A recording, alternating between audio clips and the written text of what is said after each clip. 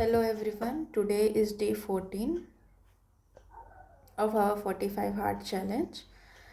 Day 14 है आज और अराउंड 30 डेज क्योंकि एग्ज़ाम आपका डेट आ चुका है, दैट इज़ ऑन 15th जुलाई। तो अभी आपको मैक्सिमम रिवीजन करना है, जितना पढ़ लिया उसको रिवाइज करना है, प्लस मोर MCQ। मतलब मिनिमम बता रही हूँ 200 MCQ लगाने ही हैं। आप 500 MCQ भी लगा सकते हैं। और MCQ बस लगाना नहीं होता, अगर if it is wrong right हो गया तो अच्छी बात है, move on to the next one, आपको कॉन्सेप्ट क्लियर है। इफ़ इट इज़ रॉन्ग, अगर गलत हो गया तो आपको क्या करना रहता है, उसको नोट डाउन करना रहता है। कहाँ नोट डाउन करना रहता है? In bare act itself. ठीक है, बेयर एक्ट की जो प्रोविज़न है उसके बगल में आप डायग्लॉट अगर लेते हैं तो उसके जो हिंदी वाले साइड है उसमें लिख सकते हैं। अगर हिंदी वाले हैं आप इंग्लिश वाले साइड में लिख सकते हैं, मतलब स्टिकी नोट्स बना के चिपका सकते हैं ऐसे ऐसे। या तो फिर आप अगर आपको बहुत ज़्यादा चीज़ें कंटेंट है, जैसे कि फॉर एग्ज़ाम्पल कन्फेशन, अगर BSc का एग्ज़ाम्पल लें तो कन्फेशन बहुत बड़ा है, तो उसमें बहुत सारी चीज़ें आती है। तो आप कर सकते हैं कि आप पेजेस लें, पेजेस को स्टेपल करें और ये जो हमारा पेज है उसको ऐसे करके यहाँ से स्टिक कर दें। तो आपको क्या होगा, ये वाला पेज फिर वो भी वर्किंग हो जाएगा। आपके पास मल्टीपल पेजेस होंगे फॉर राइटिंग द कंटेंट, जो कि इस साइड के पोर्शन जो है, जो कि मतलब जैसे हिंदी का है, यहाँ पे हिंदी लिखा है, इस साइड के पोर्शन से मेल खाता होगा, मतलब उसी के रिलेटेड प्रोविजंस आपको तुरंत वहीं इन हैंड मिल जाएंगे। तो आप ऐसा करा करिए, अच्छा रहेगा। और अगर आप 200 MCQ ही लगा पा रहे हैं, अच्छे से उसको रिवाइज करके once and for all done कर दीजिए। जैसे मैं पढ़ाती हूँ आपको, तो आप खाली MCQ मत लगाइए। MCQ के साथ जैसे एग्जांपल है हमारा, कोई भी MCQ है उसमें 4 ऑप्शंस हैं, तो उस MCQ के पूरे ऑप्शंस का बाइफिकेशन कर दीजिए आप। ठीक है, जैसे 12 में अभी ये 3 चीज़ें दी गई, उसके अलावा भी तो मतलब इसमें 7 चीज़ें दी जाती है ना, तो उसके अलावा कौन सी चीज़ें उसको नोट डाउन कर लिए, उसको रिवाइज कर लिए, ऐसे करके रिवर्स मेथड से आपको रिवाइज करना पड़ेगा। ठीक है, तभी चीज़ें याद रहेगी। अब जैसे एग्जांपल है, यहाँ पे सारे इलस्ट्रेशन दिए गए, तो कौन सा इलस्ट्रेशन कौन से प्रोविज़न को रिलेट कर रहा है। जैसे ये प्ली ऑफ एलिबाई को रिलेट कर रहा है, तो वो वहाँ पे आप उस प्ली ऑफ एलिबाई के सेक्शन को जाके रिवाइज कर लेंगे। ये तरीका होना चाहिए। चलिए, आज मैं आपको भारतीय साक्ष्य अधिनियम पढ़ाऊंगी। उसमें हम लोग we are going with relevancy of fact, और हम लोग MCQ सॉल्व करेंगे, MCQ के थ्रू कॉन्सेप्ट्स लेंगे। और स्टार्ट करने से पहले मैं आपको चैप्टर्स को रिवाइज करवा दूंगी। ठीक है, तो कितने चैप्टर्स हैं पहले मैं रिवाइज करवाऊंगी। आपके जितने चैप्टर्स हैं, कितने सेक्शंस हैं, कहाँ कहाँ से रेंज है, रिवाइज करेंगे हम रेंज ऑफ सेक्शन को। तो सबसे पहले हमारे पार्ट्स कितने हैं, तो पार्ट्स टोटल लिखेंगे हम यहाँ पे। टोटल पार्ट्स कितने हैं, तो देयर आर 4 पार्ट्स। ठीक है, first second third and there is fourth. Third और फोर्थ का नाम है that is of proof part 3 and part 4 production and effect of evidence. ठीक है, और इन दोनों का नाम नहीं है, बस यहाँ पे हेडिंग चालू होती, उसके बाद चैप्टर चालू हो जाते हैं। ठीक है, फिर उसके बाद how many sections do we have, तो सेक्शंस है हमारे 170, right. How many chapters do we have, तो वी हैव अराउंड 12 चैप्टर्स। ठीक है, अब इसको देखते हैं कि कहाँ से कहाँ तक हमारा रेंज जा रहा है। सो चैप्टर नंबर 1 सेक्शन 1 से लेके 2 तक है, जो कि प्रिलिमिनरी प्रोविज़न है। यहाँ पे हमारे डेफिनेशन क्लॉज भी आ जाएगी। डेफिनेशन कहाँ दिया गया है, सेक्शन 2 में। कितने डेफिनेशंस हैं, तो A से लेकर के L तक डेफिनेशन दी गई है। डेफिनेशन को भी हम करेंगे शॉर्ट में, मतलब इसका आपको ए में क्या है, बी में क्या है, सी में क्या है, डी में क्या है, ये भी आना चाहिए, ठीक है। तो मैं आपको भी कराऊंगी। फिर इसके बाद है हमारा, फिर नेक्स्ट हेडिंग है रिलेवेंसी ऑफ फैक्ट। ये सेक्शन 3 से लेकर 3 में खाली दिया है कि ऑल फैक्ट्स आर रिलेवेंट, ऐसे करके लिखा है, विच आर फैक्टेड इशू और रिलेवेंट फैक्ट के बारे में दिया गया है। फिर क्लोजली कनेक्टेड फैक्ट्स, एकदम कनेक्शन में है किसके, जो भी फैक्ट्स है रिलेवेंट फैक्ट के क्लोजली कनेक्टेड फैक्ट्स के बारे में दिया गया है। 4 से लेके 14 तक। एडमिशन के बारे में 15 से लेके 25 तक बात किया गया। एडमिशन के साथ में हमारा कन्फेशन भी आ जाता है, ठीक है। एडमिशन के साथ हमारा कन्फेशन भी आ जाएगा, तो यहाँ पे हम कन्फेशन को भी लिख देंगे, एडमिशन प्लस कन्फेशन, ठीक है, क्योंकि admission is a kind of confession. उसके बाद who can not be called वाला प्रोविज़न, यहाँ पे हमारा डाइंग डिक्लेरेशन आ जाएगा सेक्शन 26 में, डी लिख देती हूँ मैं यहाँ पे। फिर उसके बाद आता है हमारा statement made under special circumstances, अलग सर्कमस्टेंसेस पर अगर स्टेटमेंट दिया गया उसके बारे में कितना हम प्रूफ करेंगे। अब आगे हमारा चैप्टर 2 की हेडिंग नहीं है, मतलब पार्ट 2 में चैप्टर 2 है, इसमें कोई हेडिंग नहीं है। फिर 3 से लेकर के 50 के बारे में दिया गया है, राइट। देखिए प्रिलिमिनरी है यहाँ पे हमारा, चलिए रीस्टार्ट करते हैं। मैंने जब चैप्टर 1 बताया, ठीक है, चैप्टर 1 में क्या क्या दिया गया है, चैप्टर 1 में दिया गया है it is about preliminary only, preliminary हो गया ख़त्म, चैप्टर 1 यहीं ख़त्म हो गया, ठीक है। अब चैप्टर 2 आया, उसके बाद चैप्टर 2 3 से लेके 50 के बारे में बात करता है। सेक्शन 3 की हेडिंग है रिलेवेंसी ऑफ फैक्ट, सेक्शन 4 से लेके 14 की हेडिंग में हमारा क्लोजली कनेक्टेड फैक्ट्स दिया गया है, ठीक है। फिर इसी ये ऐसे जा रहा है ना। फिर एडमिशन के बारे में 15 से लेकर के 25 के बारे में बात किया, एडमिशन के साथ में हमारा कन्फेशन भी जुड़ा है, ठीक है। उसके बाद आगे जाएंगे तो हमारा ये जो है who can not be called as witness, ये डाइंग डिक्लेरेशन वाला है, और एक और सेक्शन 27 वाला भी है। फिर हमारा statement made under special circumstance में केस अगर फॉल करेगा, स्टेटमेंट हो रहा है, उसके बारे में 28 से लेकर 32 बात करता है। फिर कितना हम लोग प्रूफ करेंगे, कितना स्टेटमेंट प्रूफ करना रिक्वायर्ड है, ये है हमारा सेक्शन 33। सेक्शन 34 से लेकर 38 बात करता है judgment of the court when relevant, court का जजमेंट कब रिलेवेंट होता है। फिर ओपिनियन ऑफ थर्ड पार्टी, ये expert opinion of third party जिसने देखा है लिखते हुए, ये सब प्रोविजन अगर आएगा तो 35 से लेके 45 के बीच में होगा।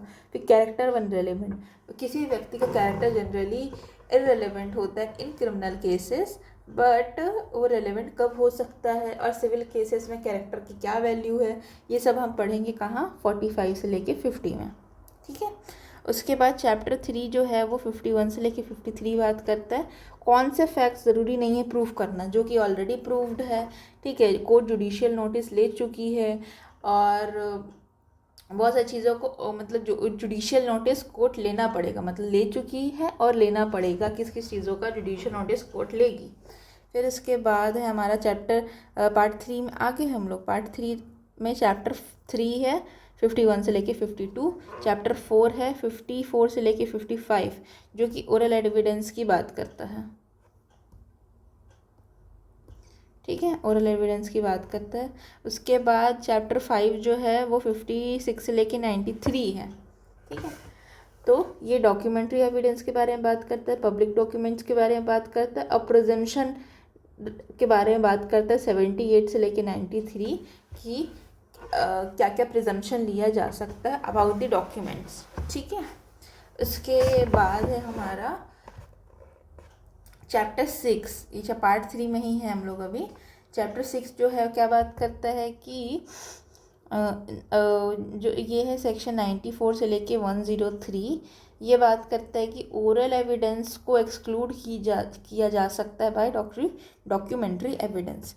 तो मुझे पर्सनली ये जो पोर्शन है ना, ये उतना अच्छे से याद नहीं थी, ये तो पहले याद हो जाता है, बट ये ना मतलब मेरे को रटा हुआ है, बाकी मैं इसके कॉन्सेप्ट्स उतने ज़्यादा मेरे क्लियर नहीं। ये मीन्स की पर्सपेक्टिव से जब हम अच्छे से पढ़ाई करते हैं तब आपके ये वाले कॉन्सेप्ट क्लियर होते हैं। ये वाले पोर्शन को ना आप अच्छे से डिटेल में करेंगे तब जाके ही आपको कॉन्सेप्चुअल क्लैरिटी आएगी। बाकी सारे प्रोविजंस ईजी पीजी हैं, ठीक है। उसके बाद हम लोग आगे आते हैं, तो पार्ट 4 हो गया हमारा। पार्ट फोर में क्या लिखा है, production effect of the evidence, production and effect of evidence, ठीक है। अगर हम एविडेंस प्रोड्यूस करते हैं तो उसका क्या इफेक्ट होता है। तो चैप्टर 7 है यहाँ पे। अगर पार्ट में देखा जाए तो इट स्टार्ट्स फ्रॉम 104 टू 170, ठीक है।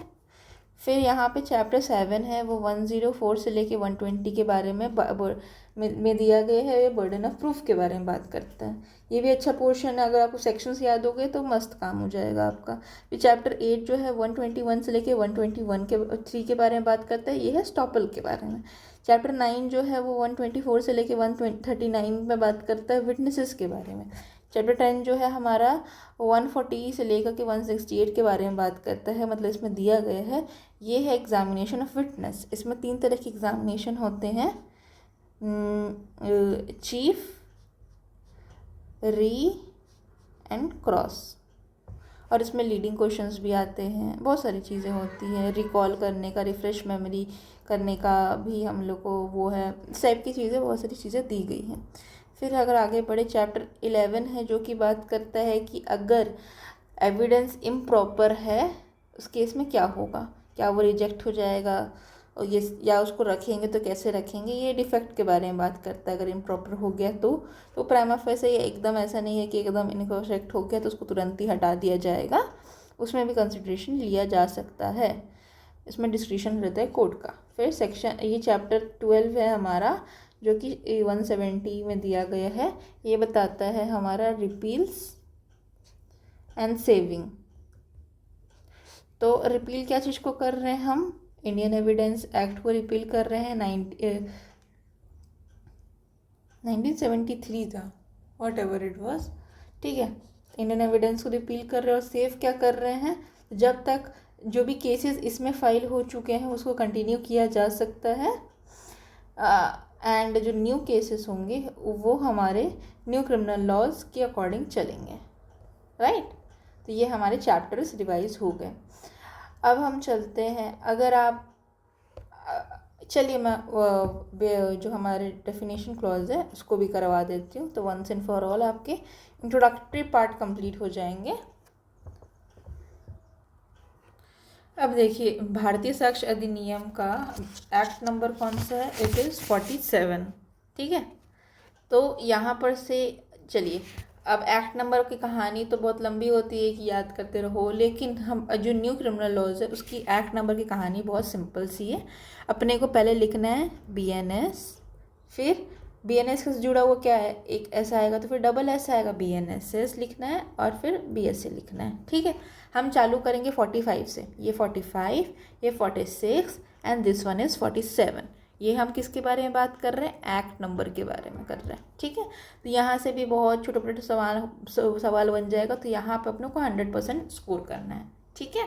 तो हम लोग कहाँ से स्टार्ट करेंगे, we will start from the BNS, BNSS and BSA। 45 में दिया गया है BNS, एक्ट नंबर 45 BNS का है, 46 हमारा BNSS का है, and 47 is for BSA, right, done.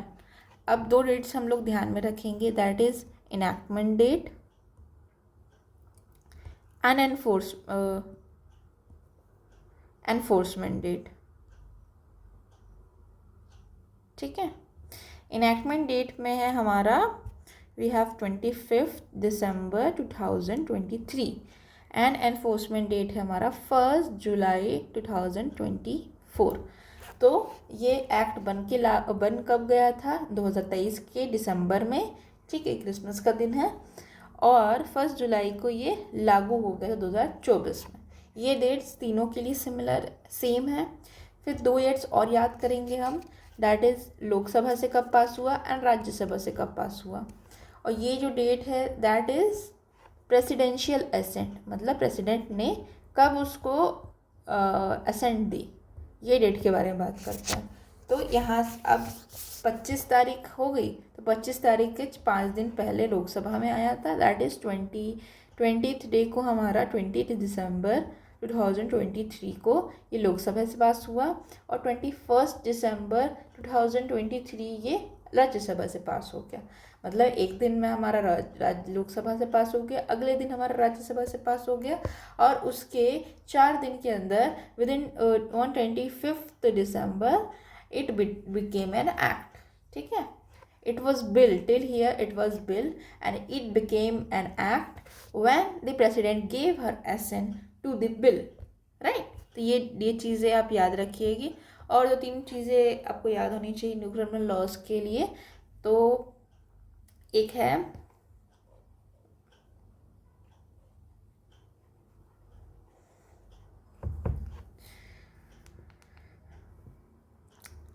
जो ड्राफ्ट न्यू क्रिमिनल लॉ, ठीक है, NCL लिख रही हूँ मैं, उसको एग्जामिन किसने किया था? It was examined bye home ministry, ठीक है। और वैसे भी इस बिल को इंट्रोड्यूस भी मतलब होम मिनिस्ट्री के ही एम्बिट में आता है ये, तो उस अमित शाह ने इसको इंट्रोड्यूस किया था बिल को। इसके बाद that is standing committee of the parliament ने, it was examined by them, right. और ये कमेटी का नाम क्या था? ब्रिज लाल कमेटी, ठीक है। और जो हमारा न्यू क्रिमिनल लॉ है उसको रेफ़र किया गया था, कहाँ रेफ़र किया गया था? Refer to NLU Delhi, national law university Delhi के जो चांसलर थे या वाइस चांसलर, पता नहीं चेयरपर्सन थे या चांसलर थे, वाइस चांसलर थे, चेयरपर्सन थे, उनका नाम याद कर लीजिए, दैट इज श्री कृष्ण देव राव, ठीक है। तो ये छोटी मोटी चीज़ें आपको पता होनी चाहिए before starting any new criminal law. ये सारी चीज़ें अगर आप रिवाइज करोगे तो आपके दिमाग में बैठ जाएगा, ठीक है। तो कमेटी का, चलिए बताइए, कमेटी का नाम मैंने क्या बताया? कमेटी नाम क्या था? और चांसलर का, चेयरपर्सन का नाम क्या था? तो कमेटी का नाम था ब्रिजलाल कमेटी, और चेयरपर्सन का नाम क्या था? तो मुझे राव याद है और कृष्ण याद है, कृष्ण याद है मुझे और राव याद है, इतना अभी कर लोगे तो काफ़ी है। अब बाकी नाम इनका श्री कृष्ण देवा राव था, ठीक है। चलिए अब आते हैं हमारे बेयर एक्ट पे। सो जो एक्ट है हमारा ये हो गया 47 का एक्ट है। फिर इसमें 25 दिसंबर 2023 को इसको एसेंट मिल गई, एंड इट इन्फोर्स्ड यहाँ पे दिया गया, it shall come into force on such date as central government may by notification in the official gazette of point. मतलब जब ये एक्ट बना उसमें लिख दिया गया कि जब सेंट्रल गवर्नमेंट एक डेट देगी उस डेट में ये इन्फोर्स होगा, ठीक है। तब डेट कौन सी दी गई? तो देखिए, इसको देखने का तरीका है, यहाँ पे दिया गया है सच डेट, यहाँ पे 1 नंबर है।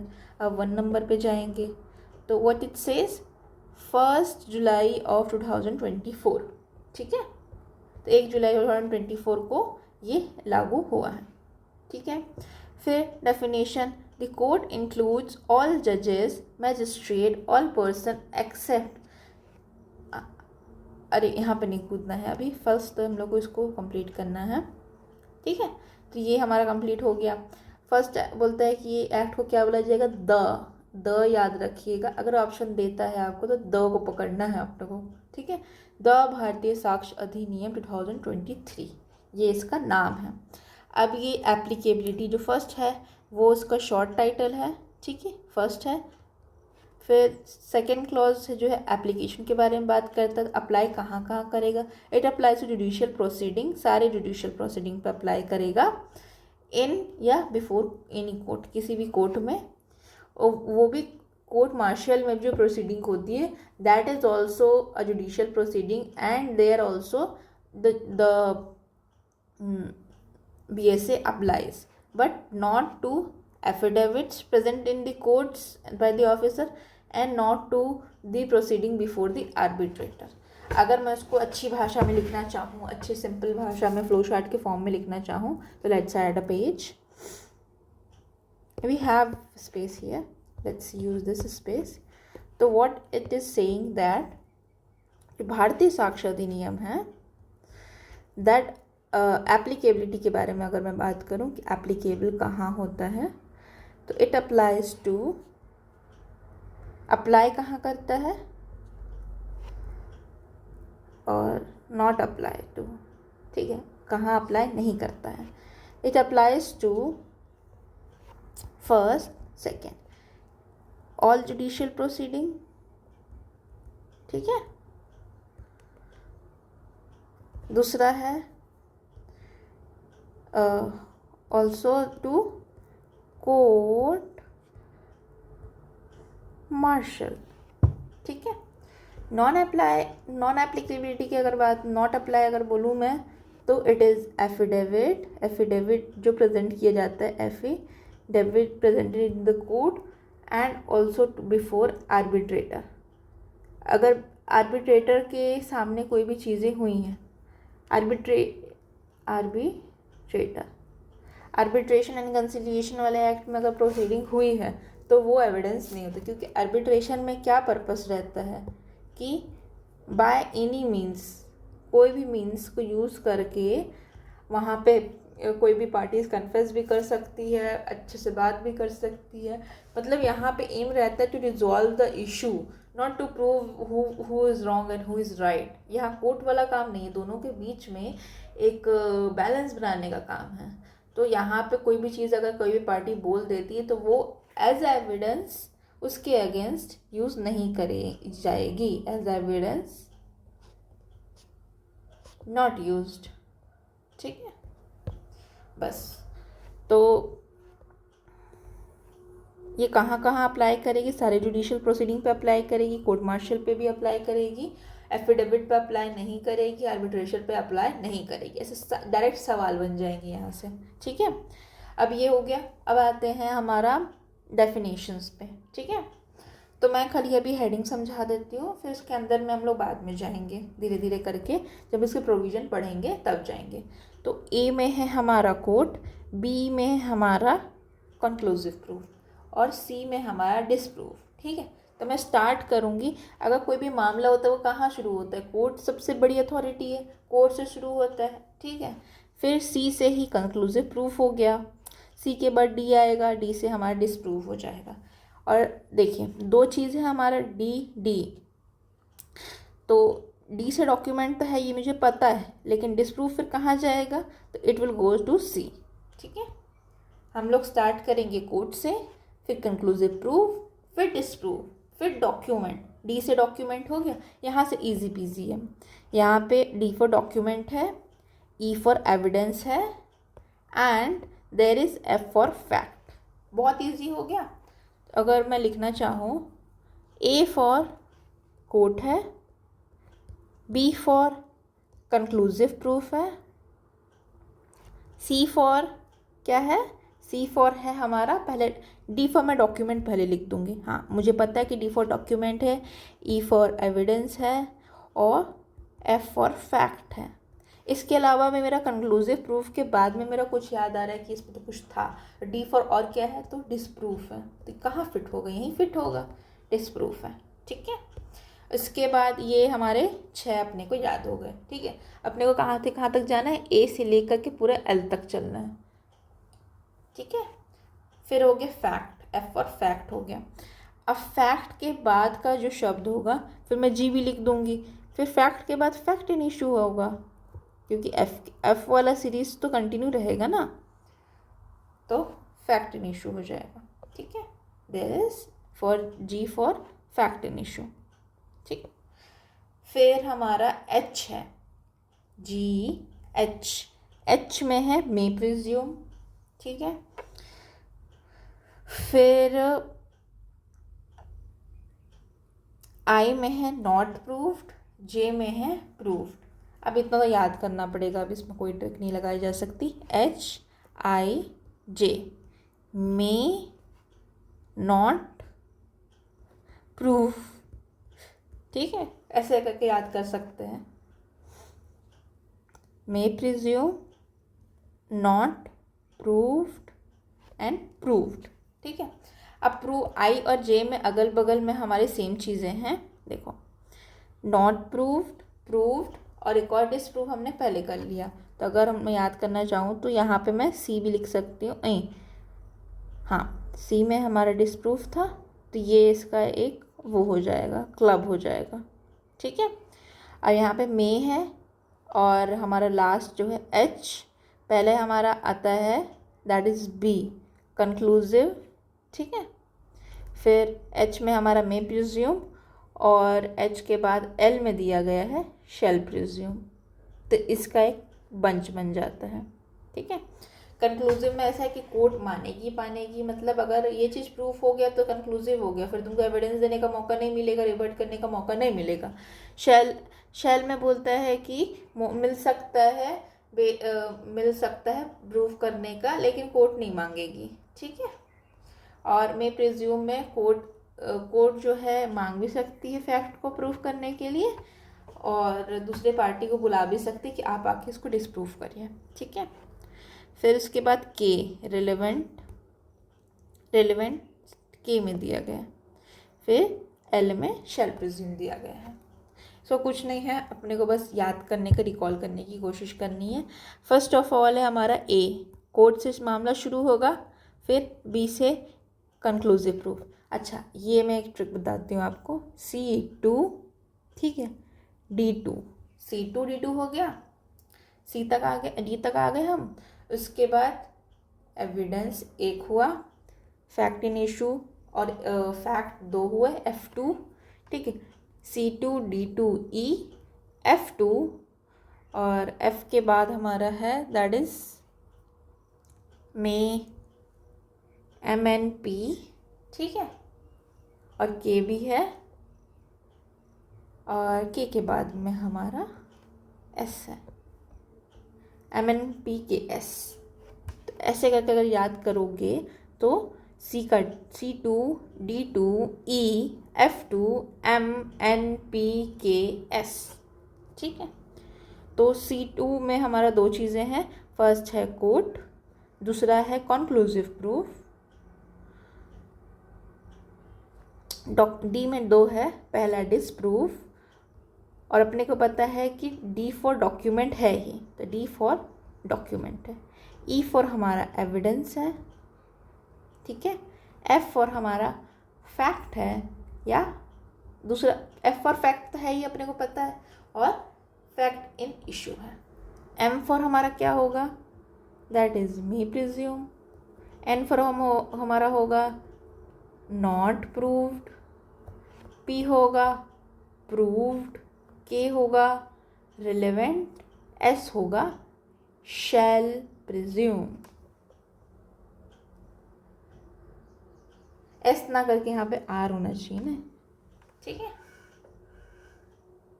तो MNPR S, MNPR S। अब देखिए, ये सब बहुत एब्सर्ड लग रहा होगा, लेकिन 5 से 10 बार आप लिखोगे ना तो सब क्लैरिटी आ जाती है। और वैसे भी ये सब ट्रिक करने से अच्छा है ना, आप बैठ कर के ए का क्या है, बी का क्या है 5 बार लिख लेंगे ना। एक मेथड मैंने देखा था मेडिकल स्टूडेंट का, कहीं सीरीज़ में देखा था, और 3 मेथड्स हैं, नहीं नंबर ऑफ रिपीटेशन याद नहीं है मेरे को, लेकिन 3 बार जोर से बोल के मतलब उस चीज़ को रीड करो, 3 बार देख के लिखो, और 3 बार बिना देखे लिखो, सब चीज़ें याद हो जाएगी, ठीक है। ऐसी कोई भी चीज़ नहीं है जो इतनी बार याद ना हो, मतलब 3 बार उसको पढ़ो अच्छे से, रीड करो, फिर देख के लिखो, देख कर लिखो, और उसके बाद 3 बार उसको बिना देखे लिखो। बस इतने बार में तो याद हो ही जाएगा, और नहीं भी होता है तो मेक इट 3 बार नहीं तो 5 बार कर लो, ठीक है।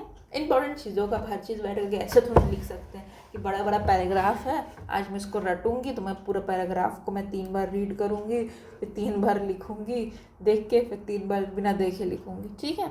तो 3 टाइम्स करें। तो जब मैं लिखती हूँ तो आप भी उस चीज़ को लिख लिया करिए। तो ए कोट है, बी कॉन्क्लूसिव प्रूफ है, सी क्या है, सी बात करता है, डी पहले लिखेंगे, डी है डॉक्यूमेंट, ठीक है।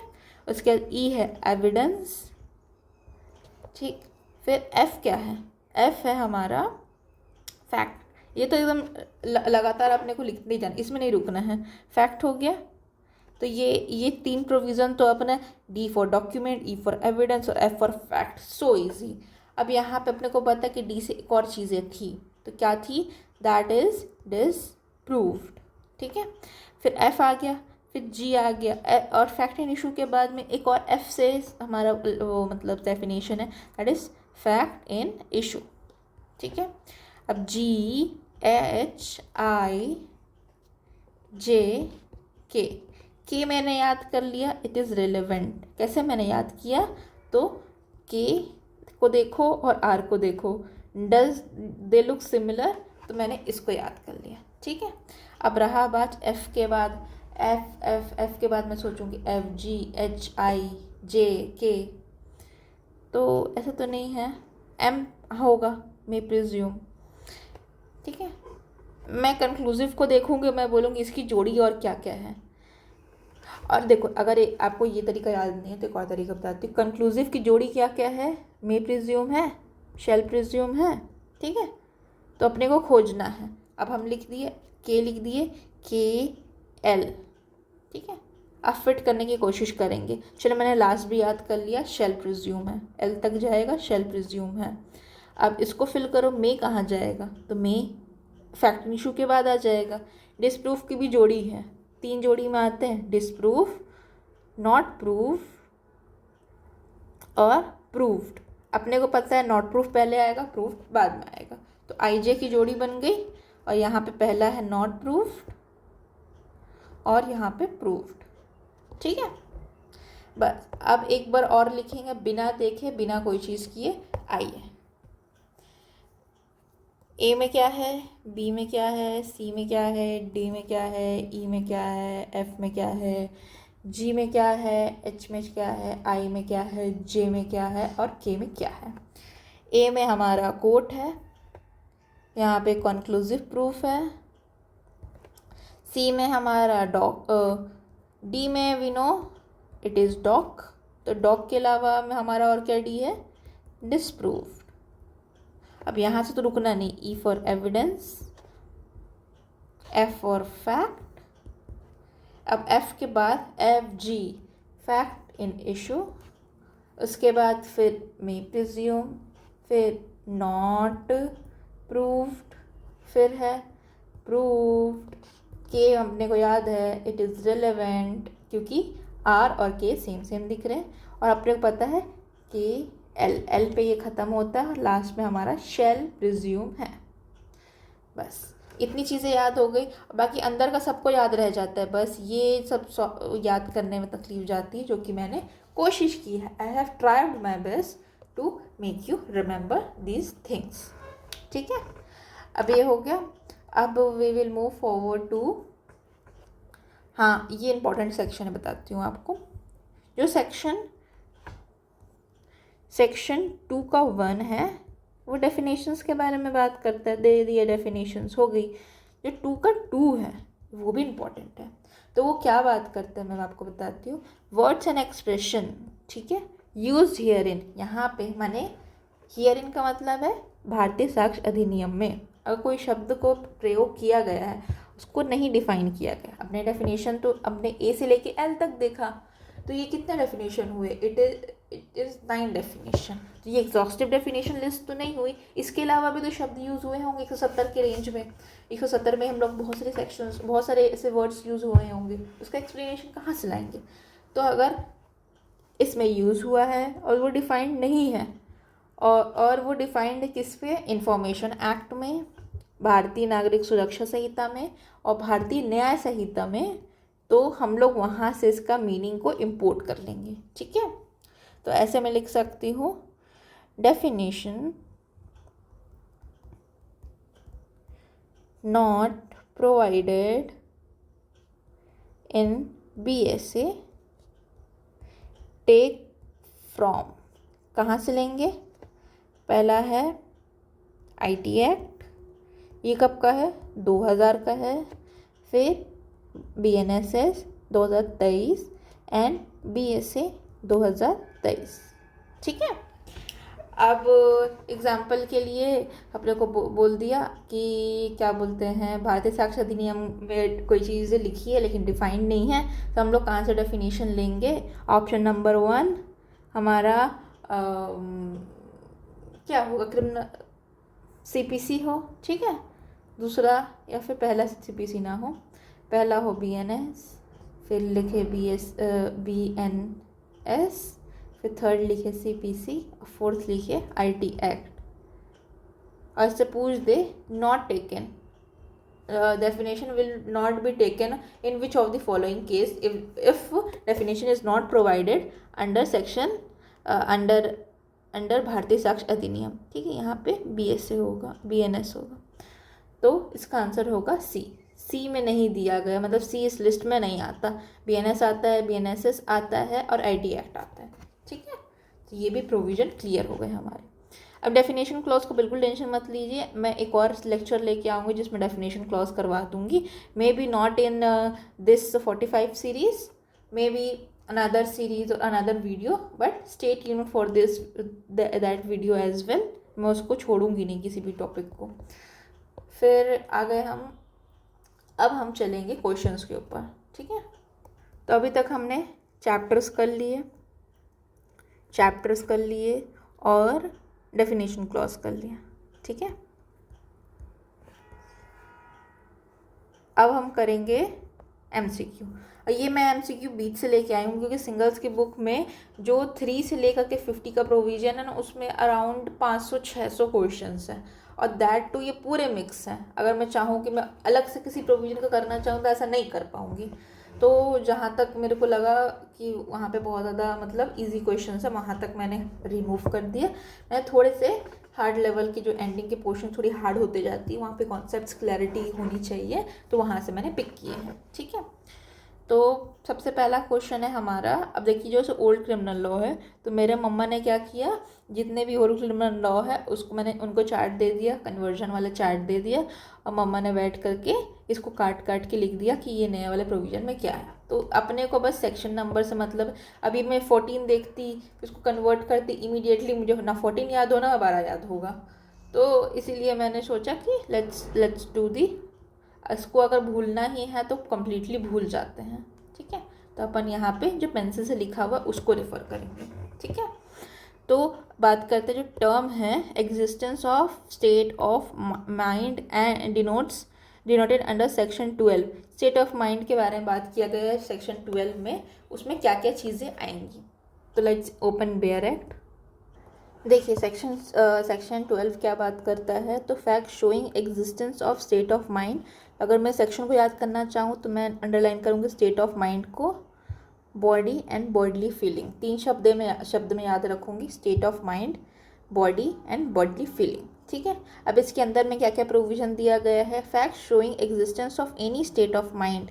जैसे स्टेट ऑफ माइंड में क्या क्या आएगा, हमारा इंटेंशन होगा 1, knowledge 2, 3rd good faith, 4th negligence, 5th rashness, 6th ill will and 7th good will, ठीक है। अगर मैं लिखना चाहूँ तो स्टेट ऑफ माइंड में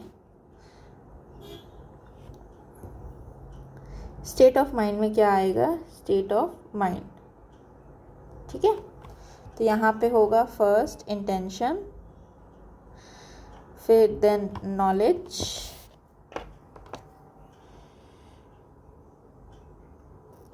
फिर 3rd है गुड फेथ, फिर इल विल, गुडविल, ठीक है। इल विल गुडविल तो हो गया, चलो ठीक है। फिर गुड फेथ के बाद नेग्लिजेंस, और रैशनेस। तो अगर मैं रिवाइज करवाना चाहूँ तो हमारा क्या होगा, इंटेंशन होगा फर्स्ट, फिर नॉलेज, फिर गुडविल इलविल, फिर गुड फेथ, गुड फेथ होगा, गुड फेथ, और उसके बाद है नेग्लिजेंस, रैशनेस। तो अगर मैं यहाँ पे देखूँ तो क्या क्या है, तो we have intention, yes intention तो है, फिर नेग्लिजेंस भी है, गुड फेथ भी है, तो ऑल ऑफ द अबव इसका आंसर होगा। ठीक, अब देखिए ये इलस्ट्रेशन वाला क्वेश्चन है।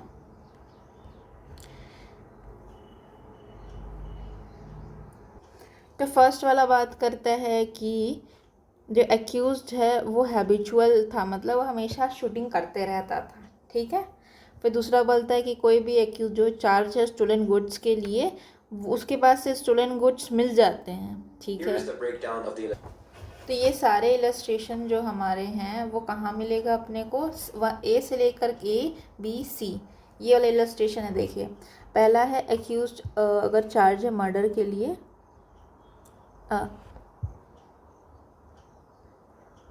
रुकिए मैं आपको सिर्फ बता ही देती हूँ। ए इज ट्राइड, ये वाला इलस्ट्रेशन है। ठीक है, आयोग क्या करता है, यही इलस्ट्रेशन को उठा करके अपने सवाल में डाल देता है तोड़ मोड़ के, क्योंकि न्यू इलस्ट्रेशन बनाने से हमेशा वो चैलेंज हो जाता है और क्वेश्चन कैंसिल हो जाता है। तो आयोग भी स्मार्ट हो गया है। तो जो ए है उसको चार्ज किया जा रहा है मर्डर के लिए, इंटेंशनल शूटिंग हिम डेड। ठीक है, और ए जो है वो अदर ओकेजन्स में भी बी पे शूट कर चुका था, ये उसका इंटेंशन था। जो हैबिचुअल जो आदत है उसको लोगों के ऊपर शूट करने के लिए, देखो ए है, ए का मर्डर हो, ए ने ट्राई किया मर्डर करने का बी का इंटेंशनली शूटिंग करके। ठीक है, अब जो फैक्ट है कि ए ऑन अदर ओकेजन भी बी पे शूट करता था वो रेलेवेंट है कि इसने इसको मारने की पहले भी कोशिश की है, लेकिन जो ए इन जनरल जो है पीपल को शूट करते रहता था वो रेलेवेंट नहीं होगा। इसका आंसर होगा ये वाला गलत है, ये रिलेवेंट फैक्ट नहीं है। ठीक है, this one is not relevant fact, A गलत हो जाएगा, लेकिन स्टिल मैं आपको B-C-D एक्सप्लेन करूँगी। ठीक है, तो ये हमारा ओ का प्रोविज़न हो गया। उसके बाद आते हैं स्टोलन गुड्स वाले, ये हमारा आ गया ये वाला प्रोविज़न।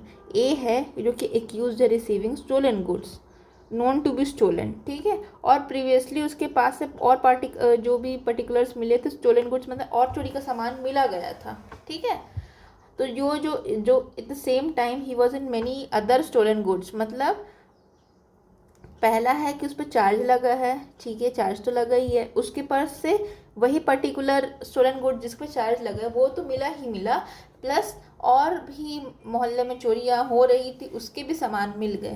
तो ये क्या बताता है कि चोरी करता ही रहता है, इसके कंडक्ट को बताता है एक तरह से, या उसके स्टेट ऑफ माइंड को बताता है। तो अगर परेशान हुआ तो ये रिलेवेंट फैक्ट होगा अंडर सेक्शन 12। ठीक है, और फिर आगे आते हैं, ये कुत्ता वाला आ जाता है, डॉग वाला।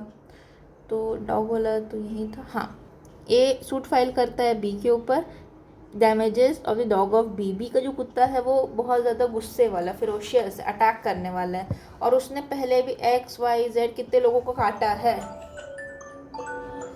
तो ये रिलेवेंट फैक्ट होगा, तो ये भी रिलेवेंट हो गया। अब ये वाला कैसे रिलेवेंट होगा, लास्ट वाला, कि वो दिल्ली में था। तो दिल्ली वाला प्रोविज़न में दिखाती हूँ आपको, वो होगा under section 9 plea of alibi.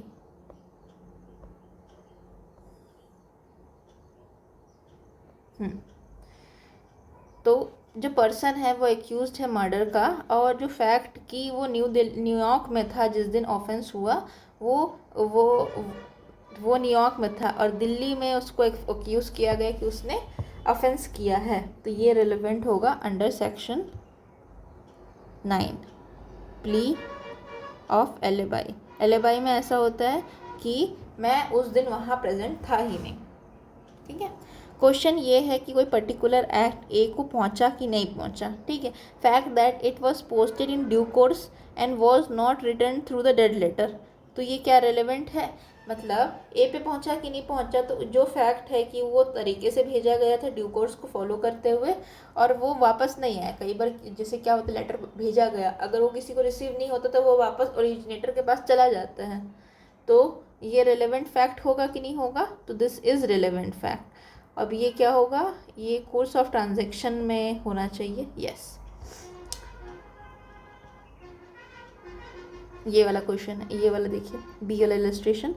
जो क्वेश्चन ये है, सवाल ये है कि पर्टिकुलर लेटर पहुंचा कि नहीं पहुंचा। Fact that it was posted in due course से पोस्ट था और वो रिटर्न नहीं हुआ है, not return are relevant fact, ठीक है। तो ये हमारा सेक्शन 14 का भी हो गया। तो we have done section 12, we have done section 14 and we have also touch section 9, ठीक है।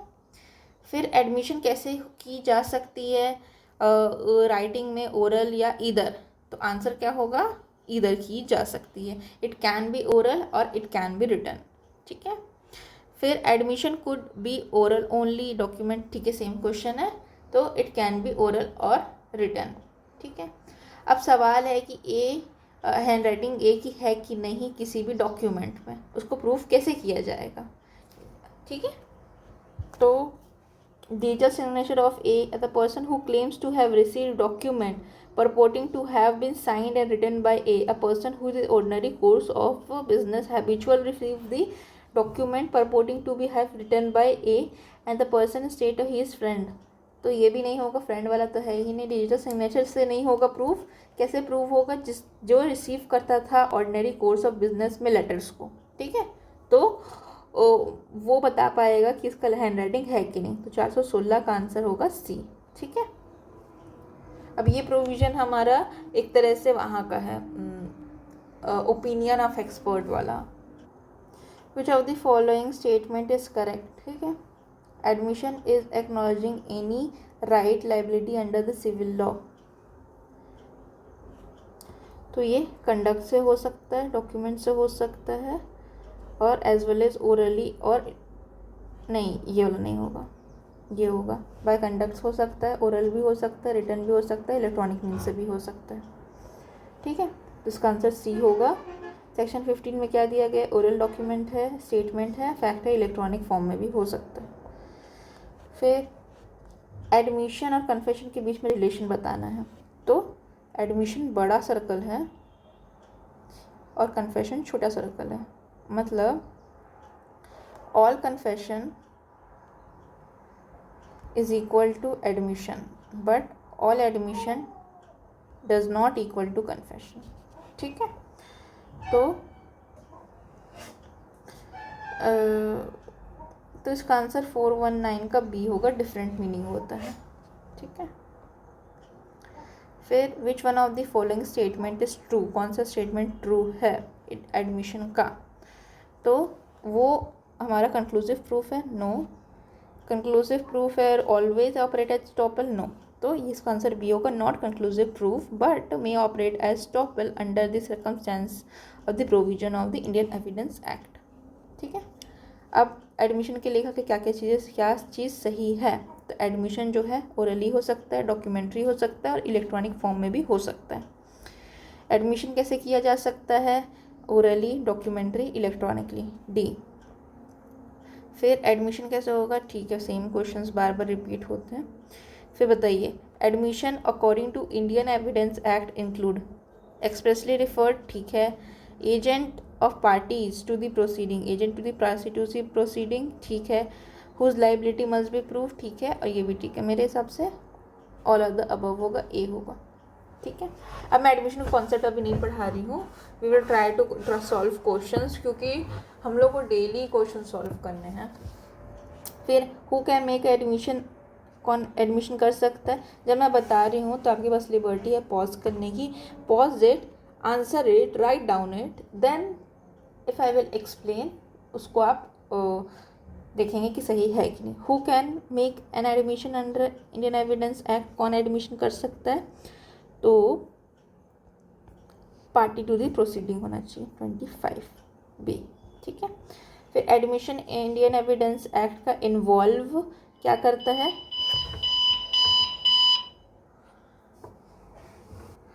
चलिए क्लास को यहीं ख़त्म करते हैं, क्योंकि अब 6:30 बज चुके हैं। मॉर्निंग से मैं 5 AM से रिकॉर्ड कर रही हूँ। अगर मैं 5 AM को चालू करती हूँ तो मैं ऑलमोस्ट 50 मिनट्स 60 मिनट्स रिकॉर्ड कर पाती हूँ 6:30 बजे तक। आधा घंटे मेरे प्रिपरेशन चले जाते हैं, PPT ये इसको पिक्चर क्लिक करना बुक से, उसके बाद थंबनेल वगैरह बनाना, और आपको कोई चीज़ें वहाँ से इंपोर्ट करना। और कभी मैं कुछ लिख रही हूँ तो मैं वीडियो पॉज कर देती हूँ ताकि आपका टाइम वेस्ट ना हो। सो या, थैंक यू सो मच।